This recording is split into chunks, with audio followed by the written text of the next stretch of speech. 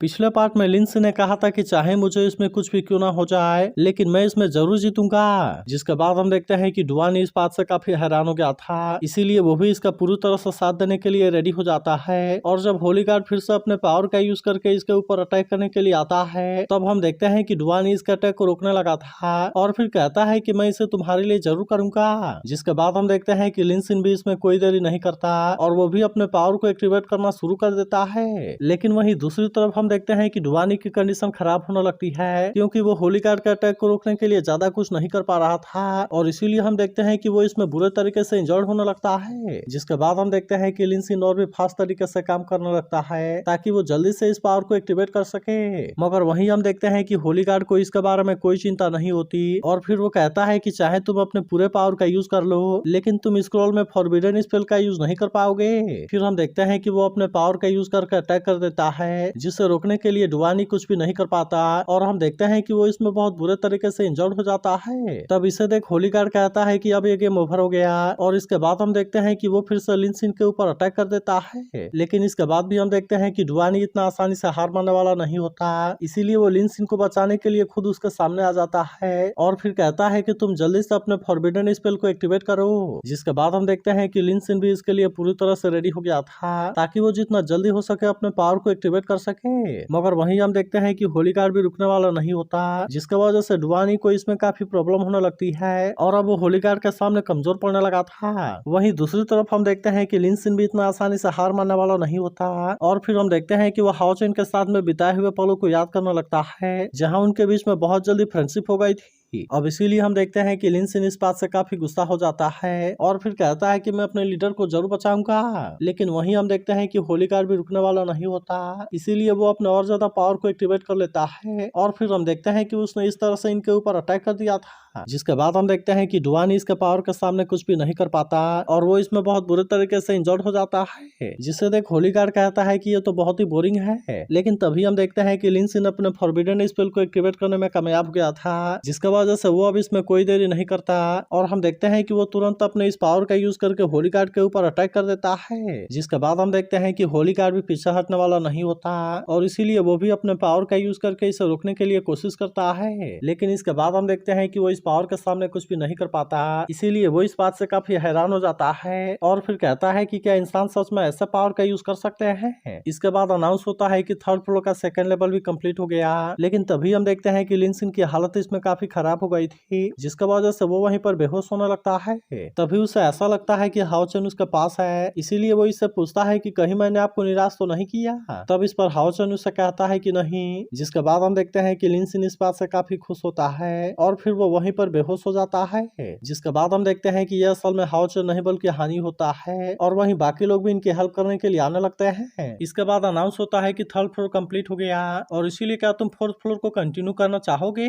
इसके बाद little skeleton शायर से कहने लगता है कि ये सीरियस तरीके से इंजर्ड है, इसीलिए मैं इनका ख्याल रखता हूँ, जिसके वजह से आपको इसके बारे में चिंता करने की कोई जरूरत नहीं है और आप ट्रायल के लिए जा सकती हैं। जिसके बाद हम देखते हैं कि शायर और बाकी सभी भी इसके लिए मान जाते हैं और इसीलिए वे फोर्थ फ्लोर पर चले जाते हैं। लेकिन अब यहाँ के नजारे को देख वे पूरी तरह से हैरान हो गए थे क्योंकि यहाँ पर आइस और फायर एक साथ में था, इसीलिए हम देखते हैं कि वे इस बात से परेशान हो जाते हैं और फिर कहते हैं कि क्या हमें इसमें दो होली गार्ड का सामना करना पड़ेगा। लेकिन इसके बाद भी हम देखते हैं कि शायर को इसके बारे में कोई चिंता नहीं होती, इसीलिए वो इनसे कहती है कि तुम सब यहीं पर वेट करो क्योंकि लिंसिन भी इसमें बहुत बुरे तरीके से इंजर्ड हो गया, इसीलिए मुझे ऐसा लगता है कि ज्यादा रिस्क लेना सही नहीं होगा। और फिर वो कहती है कि इसमें मैं जाऊंगी। लेकिन वहीं हम देखते हैं कि चेन को इसके बारे में कोई चिंता नहीं होती और फिर वो कहती है कि अगर हमने लीडर को बचा लिया तो फिर ये सारी चीजें उसके लिए वर्थ इट होंगी। अब इसीलिए वो इससे कहती है कि लिंसिन ने भी ऐसा ही सोचा होगा और इसीलिए हम भी ऐसा ही सोच रहे हैं। इसके बाद वो इससे कहती है कि आपको इसके बारे में चिंता करने की कोई जरूरत नहीं है। इसके बाद वो इससे कहती है कि आपको इसके बारे में चिंता करने की कोई जरूरत नहीं है क्योंकि इसके लिए मैं जाऊंगी। लेकिन हम देखते हैं कि शायर इस पर कुछ भी नहीं बोलती। तभी यांग वेंजा उससे कहता है कि तुम्हें इसके बारे में चिंता करने की कोई जरूरत नहीं है क्योंकि इसके साथ में मैं भी जा रहा हूँ।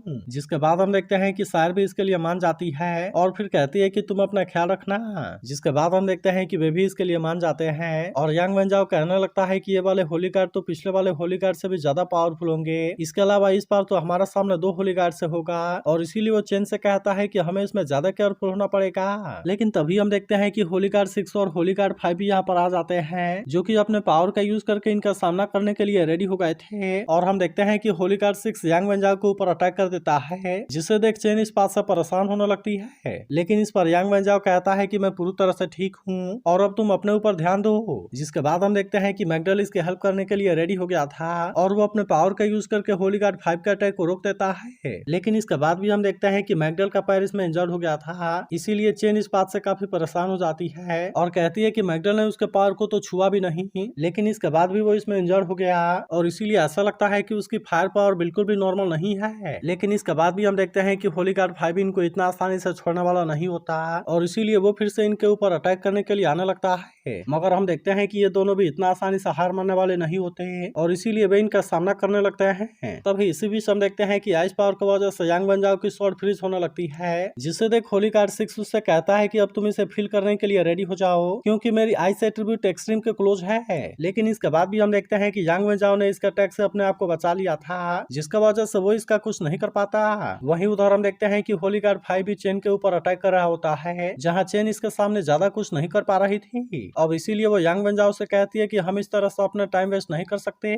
जिसके बाद हम देखते हैं कि यांग वेंजाओ भी इसके लिए मान जाता है और इसके बाद हम देखते हैं कि वे इनका सामना करने के लिए कोई प्लान बनाते हैं। लेकिन हम देखते हैं कि उनको इसके बारे में कोई चिंता नहीं होती और वे कहते हैं कि क्या तुमने कोई प्लान बनाया, क्योंकि ये तो और भी ज्यादा इंटरेस्टिंग होगा। लेकिन हम देखते हैं कि चेन इस पर कुछ भी नहीं बोलती और वे अपने आप को इनके अटैक से बचाने लगते हैं। लेकिन तभी हम देखते हैं कि होली गार्ड ने फिर से अपने पावर का यूज करके अटैक करना शुरू कर दिया था, जिसे देख ये दोनों भी अपने आप को बचाते हैं। और फिर हम देखते हैं कि यांग वेंजाओ ने अपने स्टार टाइट जंप का यूज कर दिया था, जिसकी वजह से दोनों होली गार्ड की पावर एक दूसरे के आर पार हो जाती है और अब इस तरह से हम देखते हैं कि वे इसमें फंस जाते हैं। जिसके बाद हम देखते हैं कि चेन इस बात से काफी खुश हो गई थी और फिर कहती है कि क्या हम इसमें कामयाब हो गए। लेकिन अभी भी हम देखते हैं कि होली गार्ड को इसमें कुछ नहीं हुआ था। जिसके बाद होली गार्ड 6 अपने आइस पावर का यूज करके इन पर अटैक कर देता है, जहां हम देखते हैं कि वे इसके सामने कुछ नहीं कर पाते और इसीलिए वे इसमें इंजर्ड हो जाते हैं। इसके बाद हम देखते हैं कि चेन ने मैकडल को यहाँ से भेज दिया था और अब उसे यांग वेंजाओ के बारे में भी चिंता होने लगती है और इसीलिए वो उससे पूछती है कि तुम कैसे हो। लेकिन हम देखते हैं कि यांग वेंजाओ की बॉडी आइस में फ्रीज होने लगी थी, जिसे देख होली गार्ड कहता है कि तुम हमारे ही एट्रीब्यूट को हमारे खिलाफ में यूज करना चाहते हो और इसीलिए तुम तो सच में काफी अच्छे हो। लेकिन इसके बाद भी हम देखते हैं कि चेन इतना आसानी से हार मानने वाली नहीं होती और फिर वो कहने लगती है कि अब हमारे पास में केवल एक ही तरीका है और इसीलिए ऐसा हो सकता है कि इस तरह से हम इनको हरा सकें। इसके बाद वो यांग वेंजाओ से पूछती है कि क्या तुम इसे ट्राई करना चाहोगे, लेकिन इसकी कीमत भी काफी ज्यादा है। जिसके बाद हम देखते हैं कि यांग वेंजाओ भी इसके लिए मान गया था और फिर कहता है कि मुझे तुम्हारे ऊपर यकीन है और इसीलिए चलो हम इसे ट्राई करते हैं। लेकिन तभी हम देखते हैं कि होली गार्ड इस बात से इनके ऊपर गुस्सा होने लगते हैं और फिर कहते हैं कि क्या तुम अभी भी हमसे फाइट करना चाहते हो। तब इस पर चेन कहती है कि मैं अपने लीडर को बचाने के लिए कुछ भी कर सकती हूँ और इसके बाद हम देखते हैं कि उसने बिस्कॉट के पावर का यूज करना शुरू कर दिया था ताकि इसका यूज करके वो यांग वेंजाओ के ताकत को बढ़ा सके और फिर वो इस तरह से इनको इसमें हरा सके। जिसके बाद हम देखते हैं कि होली गार्ड 5 इस बात से काफी हैरान हो जाता है और फिर कहता है कि इस लड़की ने तो अपने लाइफ सोर्स को ही जला दिया, जिसके वजह से हम देखते हैं कि यांग वेंजाओ के पास में लेवल 9 वाली ताकत आ जाती है। मगर फिर भी हम देखते हैं कि चेन को इसके बारे में कोई चिंता नहीं होती और वो यांग वेंजाओ से कहती है कि तुम इनको हरा दो। जिसके बाद हम देखते हैं कि यांग वेंजाओ भी इसके लिए पूरी तरह से रेडी हो गया था और वो तुरंत इनके ऊपर अटैक करना भी शुरू कर देता है, जहाँ वे इसके स्पीड को देख पूरी तरह से हैरान हो गए होते हैं। और फिर हम देखते हैं कि होली गार्ड 5 इसके सामने कुछ भी नहीं कर पाता।